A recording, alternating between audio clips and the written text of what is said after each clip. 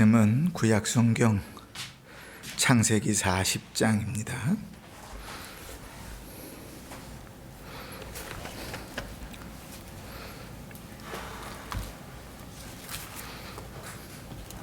(9절로) (15절까지를) 제가 봉독합니다.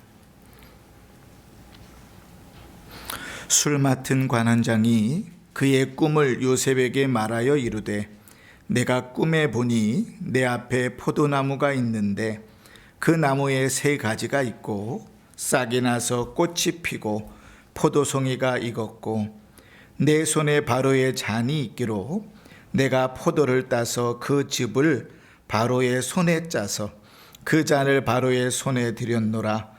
요셉이 그에게 이르되, 그 해석은 이러하니 3가지는 사흘이라. 지금부터 사흘 안에 바로가 당신의 머리를 들고 당신의 전직을 회복시키시리니 당신이 그 전에 술 맡은 자가 되었던 때에 하던 것 같이 바로의 잔을 그의 손에 드리게 되리이다. 당신이 잘 되시거든 나를 생각하고 내게 은혜를 베풀어서 내 사정을 바로에게 아뢰어 이 집에서 나를 건져 주소서. 나는 히브리 땅에서 끌려온 자요 여기서도 옥에갇힐 일은 행하지 아니하였나이다. 아멘. 평안하셨죠? 차량 운행을 이렇게 돌면서 오다 보니까 사람들이 비가 이렇게 내리는데도 우비를 이렇게 걸쳐 입고 등산을 가더라고요. 참 특심이다, 그런 생각을 했어요. 우리는 이제 그 시간에 등산 가지 않고 예배 드리러 왔잖아요.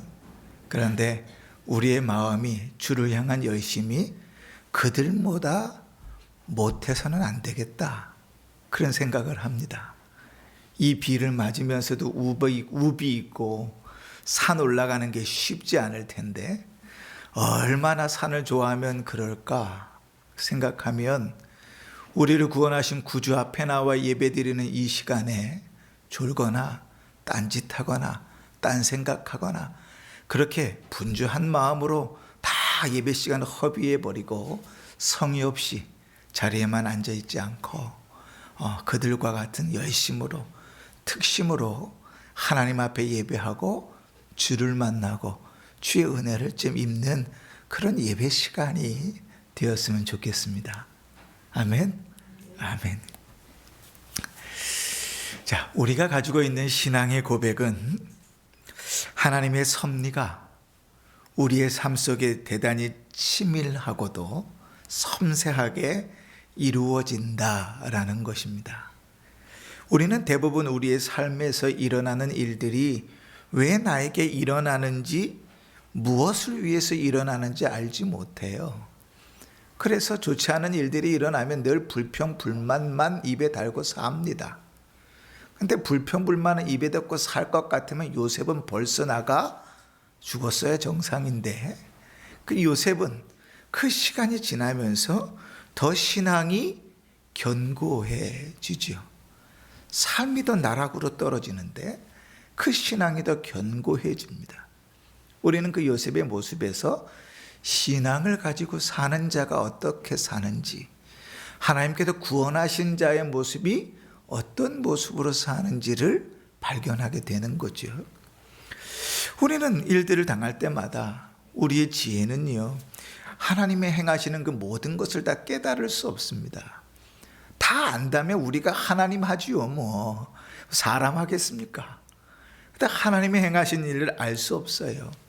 때로는 이 일 때문인가? 그런 생각이 들기도 하지만 꼭 그것이 그 일 때문에 그렇게 됐다고 장담할 수도 없어요. 왜냐하면 우리는 늘 삶 속에서 눈앞에 있는 것만 보고 살아가기 때문에 그래요.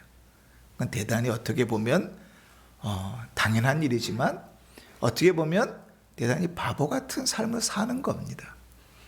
그러나 하나님은 그분의 계획은 우리의 삶 가운데서 실현되고 또 그 뜻은 우리 안에도 감추어져 있으니 우리는 삶을 살아가면서 말씀이 가르치는 대로 내 눈앞에 보이는 것에 일희일비하지 않고 하나님 그분께서 행하시는 일들을 바라보면서 살아야 됩니다. 그러니까 그렇게 안 되면 늘 우리는 소망을 품었다가 실망하고 낙심하는 일이 인생에 계속해서 반복돼요. 뭐 좋은 일이 있을 법하는데 그게 발목을 잡고 잘 되는 것 같은데 그게 나를 끄집어 내리죠. 요셉만 봐도 그렇잖아요. 노예로 팔려온 것 얼마나 속상했겠어요. 아마 미안한 얘기지만 요즘 젊은이들 같으면 벌써 어려운 선택들을 했을지 모르죠. 형들이 나를 모함해서 나를 노예로 팔았다? 감당이 됩니까? 요즘 뭐 인터넷에 더 글로리라는 학폭 관련된 드라마가 또 상영되고 있는데 그것도 드라마일 뿐이지요. 실제는 더 할 텐데 그런 삶을 살아가면서 감당이 되나요? 쉽지 않죠. 형들이 집안에서 형제들이 나를 팔아버렸다. 감당하고 사는 것조차가 어렵습니다. 그런데 그렇게 팔려와서 열심히 살았어요. 그 마음의 상처도 꾹꾹 누르고 열심히 살아서 한 주인의 집 전체를 관장하는 일이 됐는데 그렇게 열심히 산 대가가 뭐였죠? 모함을 받아서 감옥에 가는 일이었다고요. 그러니까 인생이 꼬여도 그런 인생은 없어요. 그죠? 그런데 우리가 이렇게 소망을 품었다가 실패하고 낙심하는 것은 늘 눈앞에 있는 일만 보기 때문에 그래요. 믿음이 없으면 그럴 수밖에 없습니다. 눈앞에 좋은 일이 펼쳐지면 좋아하고 눈앞에 나쁜 일이 펼쳐지면 실망하고 믿음이 없이 살면 그래요. 그런데 우리의 신앙은 뭐죠? 하나님이 우리 인생 전체를 다 아신다. 하나님은 그 뜻 가운데서 가장 선한 것으로 우리의 인생을 이끌어 가실 것이다. 우리에게 안 좋은 일과 어려운 일이 있을지라도 합력하여 선을 이루어 가시는 분이 하나님이시다. 하나님은 그 자녀를 절대로 놓지 않으신다. 그죠? 그 믿음이 있으면 일일비하지 않고 ቁቁ히 간다고요. 이 요셉의 모습 가운데서 그런 걸 보지요. 오늘 우리에게는 원래 40장 전체를 다 읽어야 되는데 기니까 일부분만 읽었습니다. 오늘 이 40장에서 보이는 요셉의 삶에서 하나님의 섭리는 어떻게 이루어지는지, 인간은 어떠한 반응을 보이는지 우리 모습을 좀 돌아보면서요. 우리가 어떤 믿음을 가지고 살기를 하나님께서 원하시는지 그 뜻을 찾고 그 뜻 가운데 살아가는 복된 성도들 되시기를 바랍니다. 오늘 우리가 읽은 40장 제일 처음의 시작이 이렇게 됩니다. 그 후에 이렇게 되죠. 그 후에.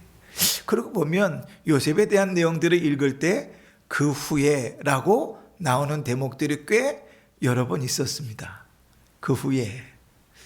그럼 왜 이렇게 표현했을까? 여러분, 요셉이 모함을 받아서 감옥에 갇히게 된 것은 요셉에게 대단히 억울하고 불행한 일이긴 하지만 결코 우연은 아닙니다. 하나님의 관점에서 보면 정확한 시간에 꼭 맞는 장소에 요셉을 놓아야 하기 때문에 그렇게 된 것이거든요. 그가 감옥에서 일하고 간수장에게 인정을 받아서 감옥의 재반 사무를 다 담당할 때까지는 시간이 필요합니다. 그죠? 우리는 그냥 한 장 한 장 이렇게 넘어가니까 일들이 그냥 쉽게 툭툭툭 되어지는 것처럼 생각하는데 그렇지 않아요. 그렇게 보시면 안 됩니다. 그죠? 요셉이 감옥에 갇혔을 때 어떻게 됐다고요? 착고를 차고 쇠사슬에 묶여. 그죠? 시편이 가르치고 있는 대로잖아요. 그 고생 가운데 있다가 하나씩 일이 맡겨지고 그에 대한 신뢰가 쌓여지고 또 보디발의 허락도 맡아지고 그 감옥 전체의 권한을 일임받기까지는 시간이라는 게 걸린다고요. 그러니까 요셉은 먼저 갔어야 될까요? 아니면 딱 맞춰 갔어야 될까요? 그죠? 먼저 갔어야 되죠. 이런 일이 한두 번이 아니죠. 나중에 요셉이 자기의 형들에게 뭐라고 고백합니까? 하나님께서 나를 먼저 보내셨다, 이렇게 표현하죠. 하나님은 한치의 오차도 없이 정확하게 그 일을 하십니다. 왜 요셉에게 13년입니까? 우리는 몰라요. 그런데 하나님의 계획 속에는 13년이 필요했던 거죠. 그러니까 17살 때 팔려가게 해가지고 30살에 애굽의 총리 대신이 되게 하고 7년의 풍년을 겪고 7년의 흉년을 맞이하게 되는 거죠. 그러니까 21년의 시간 동안에 하나님은 그를 외지에서 훈련시켜가는 것이거든요. 그러니 이렇게 요셉의 모든 상황들을 다 준비시켜 놓은 그 후에 이런 말입니다. 그러니까 40장의 시작이 그 후에 이렇게 시작되는 건 그런 거예요. 자, 그 후에 어떤 일이 벌어졌습니까? 요셉이 있는 그 감옥에 요셉이 제반 사무들을 다 위임받아서 일하고 있는 그 감옥에 왕의 술 맡은 관원장과 떡 맡은 관원장 두 관원장이 이제 갇히게 되는 것이지요. 오늘 이 두 관원장의 이 내용 속에서 우리는 몇 가지 사실을 좀 캐치해내야 됩니다. 첫 번째는 뭔가 하면 이들이 왕궁에는 그 왕의 식사를 준비하는 우리식으로 따지면 주방장들이 많을 거 아니에요, 그죠? 주방 보조원들이 많을 텐데 그들 중에 한 명이 아니고 누구라요? 관원장이라. 술 맡은 모든 이들 중에 우두머리, 떡 맡은 음식을 준비하는 모든 이들 중에 대장이라고요. 그 두 사람이 감옥에 들어오게 된 거예요. 당시의 상황을 보면 이 관원장들은 어떤 사람들인가 하면 가장 신뢰할 수 있는 사람들입니다. 누가? 왕이 말이죠. 여러분 그거 아십니까? 우리나라에도 옛날에 왕이 있었죠.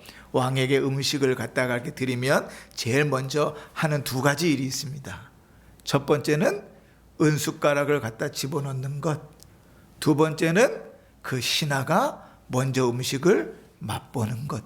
왜 그래요? 독 탔을까 봐. 그지? 지금은 그래도 많이 걸러질 수 있는데 그때 당시엔 그러지 않았다고요. 누가 자기를 독살할지 모르잖아요. 근데 이 애굽의 문화 가운데는 술을 먹는 거, 우리하고는 완전 문화가 달라요. 우리는 술을 그러면 아주 그냥 뭐 고주망태가 되도록 먹는 것이 되지만 이 팔레스타인은 술은 음식 중에 하나예요. 음식 중에 하나. 그래서 여러분 와인도 보면 제가 있었던 남아공에도 와인이 아주 유명한데 와인도 보면 색깔이 두 가지예요. 빨간색 와인이 있고 하얀색 와인이 있습니다. 아시죠? 그런데 용도가 달라요. 빨간색 와인은 어떤 음식을 먹을 때 같이 먹는 건가? 고기를 먹을 때 같이 먹는 음식입니다. 하얀색 와인은 생선을 먹을 때 같이 먹는 음식이에요. 음식이라고요. 음식 그들에게는. 그치? 우리에게는 술이 그냥 먹어라 마셔라 그냥 부어라 막 이런 문화일지 모르지만 그들에게는 음식이란 말이죠. 그런데 그 술이라는 그 음식, 떡이라는 그 자기가 먹어야 되는 그 음식들을 누가 독을 탈 줄 알아요. 그러니까 가장 신뢰할 수 있는 사람을 거기에 세워놓는 거죠. 그런데 이 감옥에 들어온 떡 맡은 관원장, 술 맡은 관원장이 그 가장 신뢰할 수 있는 사람이었는데 감옥에 들어온 겁니다. 자, 그러면 무슨 죄를 지었는가? 아직은 몰라요. 내용들을 쭉 읽어보니까 아마도 정치적 모함이 있었던 것 같아요. 여러분, 일들은 우연히 이루어지지 않습니다. 그냥 없었던 술 맡은 관원장과 떡 맡은 관원장을 요셉을 위하여 짠 하고 그 감옥소에 갖다 집어넣은 게 아니에요. 인간의 역사 가운데서 아마도 시기하고 모함하는 많은 사람들이 술 맡은 관원장과 떡 맡은 관원장을 모함해가지고 그들이 왕을 배반한다고 밀어붙였겠지요. 그래서 감옥에 갇혔습니다. 그런데 우리식으로 따지면요, 이 술 맡은 관원장과 떡 맡은 관원장은 미결수예요. 그러니까 우리식으로 따지면 친위대장 집에 있는 그 감옥은 구치소입니다. 이 또 어려운 단어들이 나오니까 또 이제 힘들어 하시는데, 여러분, 구치소는요, 재판 판결을 받기 전에 사람들이 머물러 있는 데가 구치소입니다. 그리고 재판 판결이 나면 이제 감옥으로 가는 거죠. 그런데 우리가 아는 것처럼 나중에 어떻게 왕이 다시 그들을 부르잖아요. 그러니까 아직 판결이 나지 않은 거예요. 구치소에 갇혀 있는 거예요. 아직 판결이 나지 않는 미결수로 있는 겁니다. 그러니 이들이 어떻게 될지 몰라요. 다시 왕 옆에서 왕의 신뢰를 받던 사람이니까 복직이 될 것인지 아니면 버림을 받을 것인지 모른단 말이죠. 또 오늘 이 떡 맡은 관원장, 술 맡은 관원장이라는 말 속에서 우리가 알 수 있는 것은 적어도 이 두 사람은 보디발보다는 지위가 한참 높은 사람입니다. 우리는 비교할 수 없잖아요, 그죠? 그런데 보디발이 왕의 친위 대장으로서 집안의 감옥을 갖고 있는 정도였잖아요, 그죠? 그런데 이 보디발이 친히 본인이 직접 감옥에 요셉을 찾아와 가지고 그 두 사람을 수종 들도록 부탁합니다. 누가 더 높은 사람이어서 그래요? 그죠? 술 맡은 관원장, 떡 맡은 관원장이 더 낮은 사람이면 어떻게 하겠어요? 그냥 간수장에게 명령 하나만 딱 내리면 끝나요.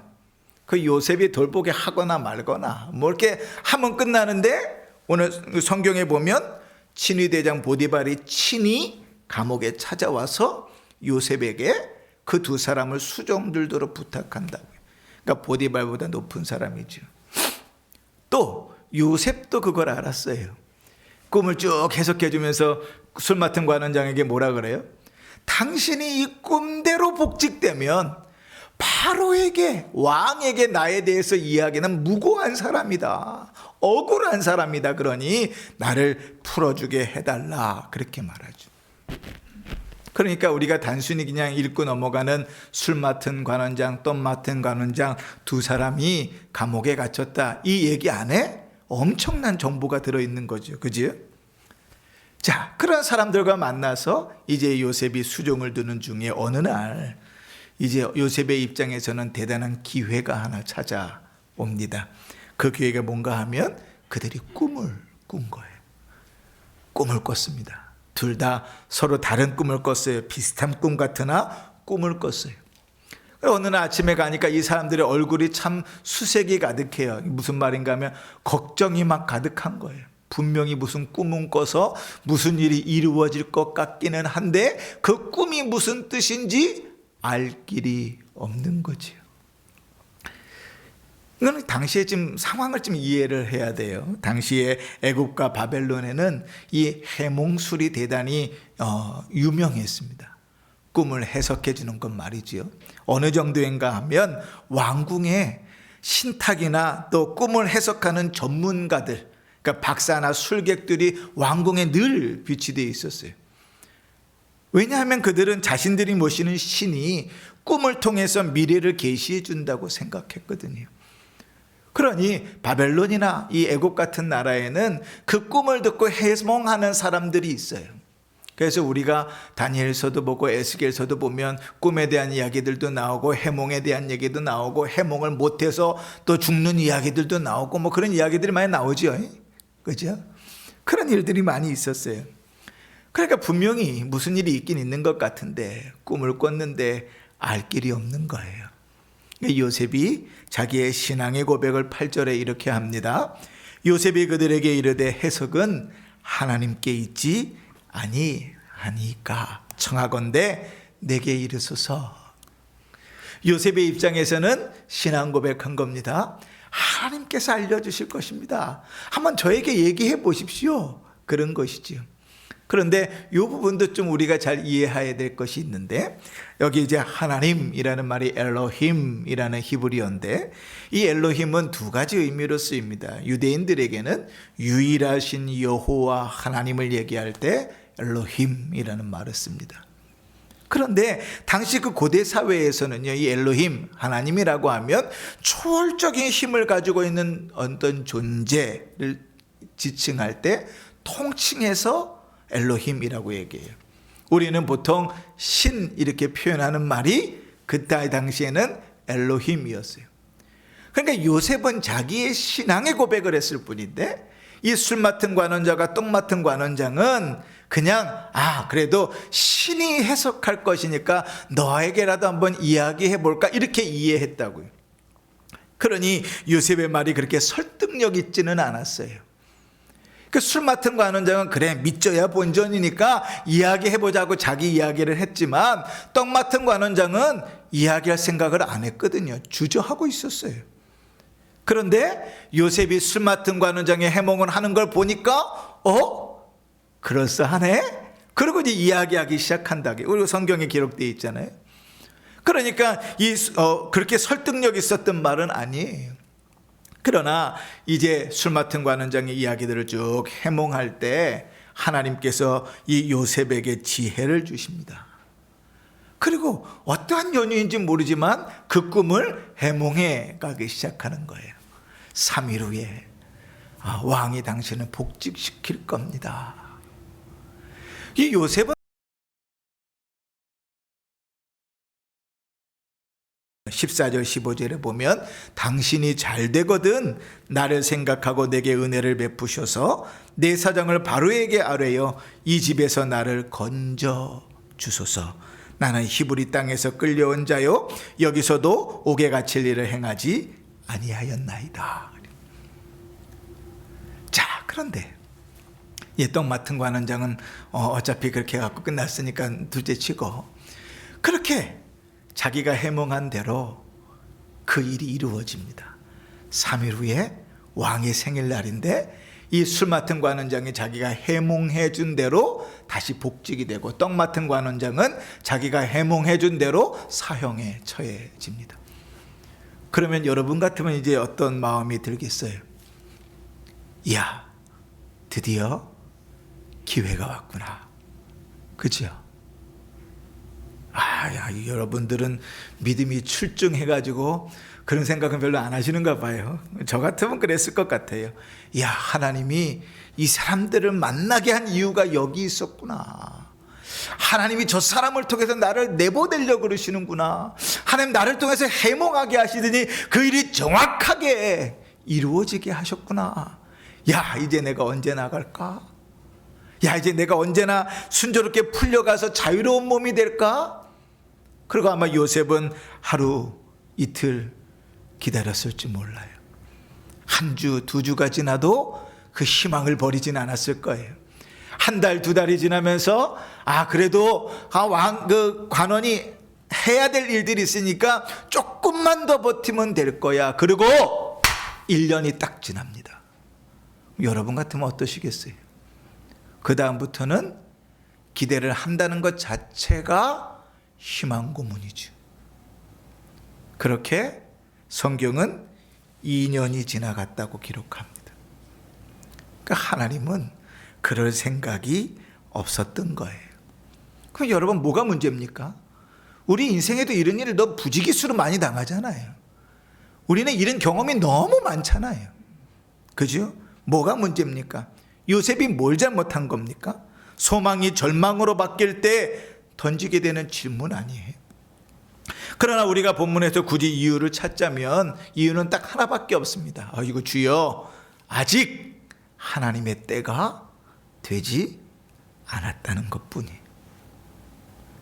오늘 말씀 가운데서 우리는 두 가지를 크게 생각할 수 있어야 됩니다. 첫 번째 뭔가 하면 하나님은 언제나 우리보다 크시다. 그 생각도 그 일하심도 우리보다 큽니다. 여러분 예를 들어서 한번 생각해 보십시다.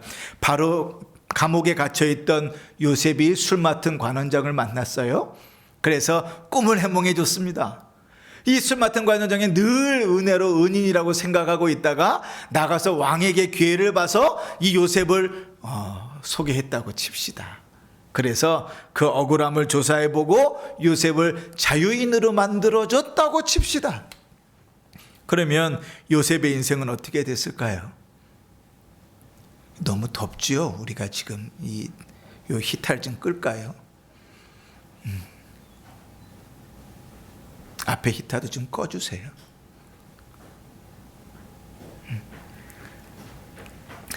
한번 생각해 보십시다. 요셉이 그렇게 자기가 생각한 대로 일이 척척 불려서 자유인이 됐습니다. 그러면 요셉의 집은 애굽이 아니니까요, 어떻게 해서든 이 돈을 모아가지고 어디로 갔겠어요? 자기 집으로 돌아갔겠죠.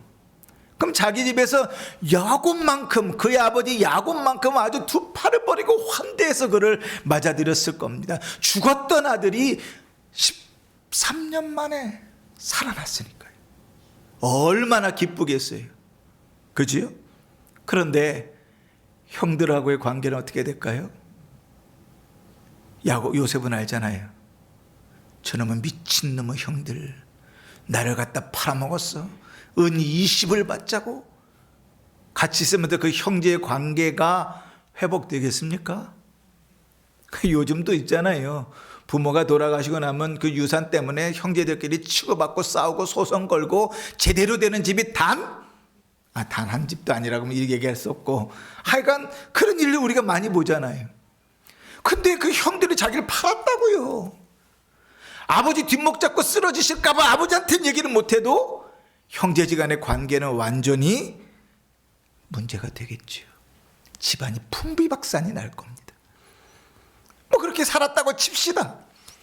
시간이 이래서 모든 것을 피해간다고 쳐도 이제 10년 후에 겪게 될 극심한 가뭄, 극심한 흉년은 어떻게 감당할 겁니까? 아무도 몰라요. 요셉도 모르고 애굽 사람들도 모르고 야곱의 가족 아무도 몰라요. 10년 후에 아주 극심한 흉년이 7년 동안 와서 다 말라버릴 것이라는 사실을 아무도 몰라요. 그 상황에 요셉은 살아남을 수 있을까요? 그 요셉의 생각의 한계는 그 정도인 거예요. 야, 이 술 맡은 관원장을 통해서 내가 그를 믿었더니 그가 나를 살려줬어. 그가 나를 건져내줘서 나를 자유롭게 해줬어. 대단히 복된 것인 줄 아는데 그 인생이 10년 앞에 있을 일을 못 본다고요. 그 집안 전체가 다 죽어가는 일을 못 본다고요. 우리의 한계는 거기에 있지요. 우리는 늘 당면한 문제만 보니까요. 상황을 모면하는 것이 최선인 것 같지만 사실은 그것이 최선이 아니죠. 그러니 여러분, 우리에게 하나님께서 원하시는 믿음은요, 그 하나님의 선하심을 바라보는 겁니다. 그래서 오늘 두 번째로 말씀 가운데서 우리가 배울 수 있는 신앙의 교훈은 뭔가 하면, 오직 기대와 소망은 하나님께만 있다는 거예요. 하나님만이 우리 믿음의 대상이고, 하나님만이 위로의 대상이고, 하나님만이 소망의 대상입니다. 내 입에 혀같이 굴어지는 사람이 어떤 사람일지라도 그는 믿음의 대상이 되지 않아요. 아무리 상황이 호전되고 좋게 돌아간다고 할지라도 그것이 나에게 기쁨과 희망을 주지 않습니다. 여러분, 언제든지 변할 수 있어요. 현재의 상황이 너무도 유리하게 흘러간다고 할지라도 자신도 속을 정도로 자신을 위한 일이라고 생각하고 그 일이 돌아간다 할지라도 그 상황은 언제든지 변할 수 있습니다. 죽고 목 사는 사람처럼 내가 너를 위해서 다 해줄게 하는 사람일지라도, 친구라 할지라도, 가족이라 할지라도 그 사람은 언제든지 변할 수 있습니다. 그게 사람입니다. 오직 우리의 여건을 우리를 잘 아시고 상황과 여건을 아시며 우리의 인생을 이끌어 가시는 하나님 그분만이 우리의 위로와 소망이 되시는 거예요. 성경은 지속적으로 그것을 가르칩니다. 애굽에서 이스라엘 백성을 출애굽시키면서 40년 광야 동안에 하나님께서 그들에게 가르친 것, 그것 하나예요. 먹는 것이 너의 위로와 소망이 되는 게 아니다. 너의 여건과 환경이 너의 위로와 소망이 되는 것이 아니다. 네가 사랑하는 사람, 네가 믿었던 사람이 너의 위로와 소망이 되는 것이 아니다. 오직 하나님만이. 오직 하나님만이. 네 인생을 책임지시고 인도해 가시는 오직 그 하나님만이 너의 위로와 소망이 되는 것이다. 그렇게 가르치시는 거죠. 여러분, 예레미야서에 보면 예레미야 애가에 이스라엘 백성들의 삶의 모습이 나옵니다. 나라가 멸망하고 황폐해져 가고 그 백성들 흩어졌어요. 나라를 잃은 민족의 어려움이 어떤 것인지 아마 우리 어른들 중에는 아시는 분이 있을 줄 몰라요. 그치요? 나라를 잃었다. 먹고 살 수 있습니다. 배부르게 먹을 수도 있어요. 비도 피할 수 있어요. 그러나 그 상실감은 다른 거거든요. 그런데 그 절망 가운데서 예레미야 선지자가 예레미야가 3장에 이런 고백을 합니다. 내 마음이 그것을 기억하고 내가 낙심이 되오나. 멸망한 모습이죠. 이것을 내가 내 마음에 담아 두었더니 그것이 오히려 나의 소망이 되었음은 여호와의 인자와 긍휼이 무궁하심으로 우리가 진멸되지 아니함이니이다. 이것이 오히려 소망이 된다는 그 이것이 뭔가 하면 하나님의 신실하심과 성실하심이죠. 오직 하나님께서만 우리의 위로가 되고 소망이 되시니 그 하나님을 붙들고 그 하나님을 바라보고 살아가는 것이 오히려 우리의 소망이 된다는 거예요. 그래서 이어서 예레미야 선지자가 이렇게 고백합니다. 오늘 우리가 설교 제목으로 잡았던 것처럼 사람이 여호와의 구원을 바라고 잠잠히 기다림이 좋도다. 사랑하는 성도 여러분, 우리는 어떠한 노력을 해도 우리 인생 앞길을 알 길이 없습니다. 우리의 삶 속에 우리가 어떠한 힘과 노력을 해도 우리 인생의 앞길을 알고 바꿀 능력이 없어요. 그러나 하나님이 우리 인생을 책임지시고 인도하신다는 온전한 믿음 가운데 서면 때로는 우리가 살아가는 그 길이 호전되어져 가는 것처럼 보일 그때에도, 때로는 실망과 낭만과 절망 가운데 있을 때라도, 때로는 믿는 사람이 나를 배신하고 떠나갔을 때에도, 때로는 우리의 삶들 속에서 아무도 남지 않았다고 생각할 그때에도 하나님께서 우리의 위로와 소망이 되시고 그 하나님을 잠잠히 기다리는 그 삶에 평안을 주시는 것입니다. 이러한 믿음이 있기를 바랍니다. 요셉의 인생 가운데서 하나님은 그 하나까지 다 빼앗아 가십니다. 요셉이 얼마나 그 술 맡은 관원장을 바라보았겠어요. 유일한 희망이지 않았겠습니까? 그러나 하나님은 사람이 의지할 바가 아니라는 사실을 정확하게 가르치십니다. 하나님만이 우리의 위로와 소망이 되십니다. 그 하나님만이 우리의 참된 소망이 되십니다. 이번 한 주간 이 말씀 붙들고 기도하시면서 그 하나님으로 위로와 소망을 삼는 성도들 되시길 바라고, 그 하나님을 잠잠히 묵상하심으로 예레미야 선지자가 고백했던 것처럼 그 기쁨을, 그 평안을 누리는 복된 성도들 되시기를 주의 이름으로 축원합니다. 아멘.